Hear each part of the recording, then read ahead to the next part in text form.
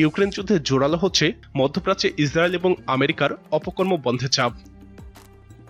চীন ইসরায়েলের বিরুদ্ধে অভিযোগ করেছে, পশ্চিমারা ইউক্রেনের যুদ্ধ অপরাধ দেখে কিন্তু ফিলিস্তিনে দেখে না। পশ্চিমা দেশগুলো রাশিয়া ইউক্রেন যুদ্ধ থেকে পালিয়ে আসা মানুষদের মানবাধিকারের কথা বলে, কিন্তু তারা মধ্যপ্রাচ্য, আফ্রিকা এবং লাতিন আমেরিকার দেশগুলোর শরণার্থীদের ক্ষেত্রে পুরোপুরি উল্টো অবস্থান নেয়। পশ্চিমা দেশগুলোর বিরুদ্ধে এরকম দ্বিমুখী অবস্থানের অভিযোগ করেছে চীন।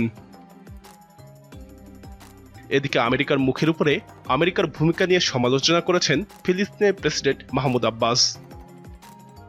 আমেরিকার পররাষ্ট্রমন্ত্রীর সঙ্গে সাক্ষাতের পর তিনি এই সমালোচনা করেন। ইউক্রেনের বিরুদ্ধে রাশিয়ার যুদ্ধের কথা উল্লেখ করে চীনা পররাষ্ট্রমন্ত্রী বলেন, পশ্চিমারা ইউক্রেনের যুদ্ধ অপরাধে বেসামরিক নাগরিকদের ক্ষতি করাকেই যুদ্ধ অপরাধ বলে অভিহিত করেছে। অথচ তারাই যুগোস্লোভিয়া, আফগানিস্তান, ইরাক এবং সিরিয়ার বেসামরিক নাগরিকদের ক্ষতিকে সাজামুক্ত বলে ঘোষণা দেয়।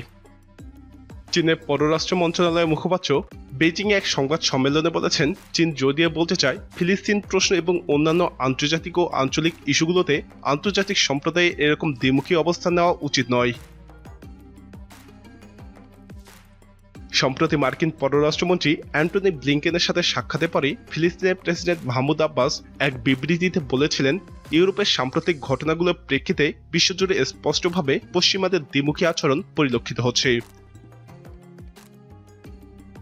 তার এই মন্তব্যের প্রেক্ষিতেই চীন পশ্চিমা বিশ্বের ব্যাপারে একই মন্তব্য করে। চীনা মুখপাত্র বলেন, ফিলিস্তিনি প্রশ্নটি ভুলে যাওয়া উচিত নয়। 50 বছরেরও বেশি সময় ধরে চলতে থাকা এই অবিচার বন্ধ করা উচিত। দ্বিরাষ্ট্রীয় সমাধান বাস্তবায়নের জন্য চীনের 3টি সুনির্দিষ্ট প্রস্তাব উল্লেখ করে তিনি বলেন, চীন মজবুতভাবেই ফিলিস্তিনি জনগণের সাথে থাকবে।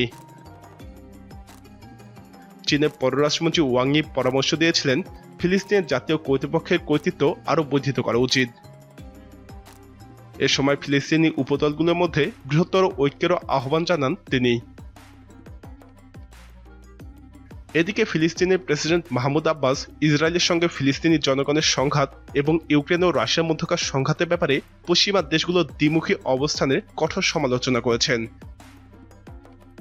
ইউক্রেনের সামরিক অভিযান চালানোর কারণে রাশিয়ার উপর পশ্চিমা দেশগুলোর হাজার রকমের নিষেধাজ্ঞা আরোপ করছে।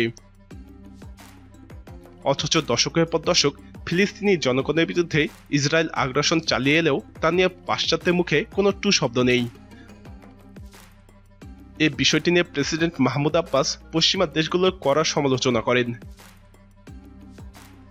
সম্প্রতি ফিলিস্তিনে সফররত মার্কিন পররাষ্ট্রমন্ত্রী অ্যান্টনি ব্লিংকেনের সঙ্গে যৌথ সংবাদ সম্মেলনে অংশ নিয়ে মাহমুদ আব্বাস বলেন, ইউরোপে চলমান ঘটনাবলী এবং ইসরায়েলের অব্যাহত বর্বরতার প্রশ্নে পাশ্চাত্যের দেশগুলোর দ্বিমুখী আচরণকে স্পষ্ট করে দিয়েছে। বিশ্লেষকরা বলছেন, ইউক্রেন যুদ্ধ আমেরিকা এবং ইসরায়েলের আগ্রাসী রূপের সমালোচনা করার সুযোগ দিচ্ছে। তাই ভবিষ্যতে দেশগুলোর আগের মতো ইচ্ছা অনুযায়ী আগ্রাসন চালাতে পারবে না। প্রিয় দর্শক, চীনের ইসরায়েল নিয়ে সমালোচনা এবং মার্কিন পররাষ্ট্রমন্ত্রীর মুখের উপরে আমেরিকার সমালোচনাকে আপনি কিভাবে দেখছেন? আপনার মতামত কমেন্টে জানান। এই ভিডিওটি ভালো লাগলে লাইক বাটনে ক্লিক করুন। নিয়মিত এরকম ভিডিও পেতে আমাদের চ্যানেলটি সাবস্ক্রাইব করে আমাদের সাথে থাকুন।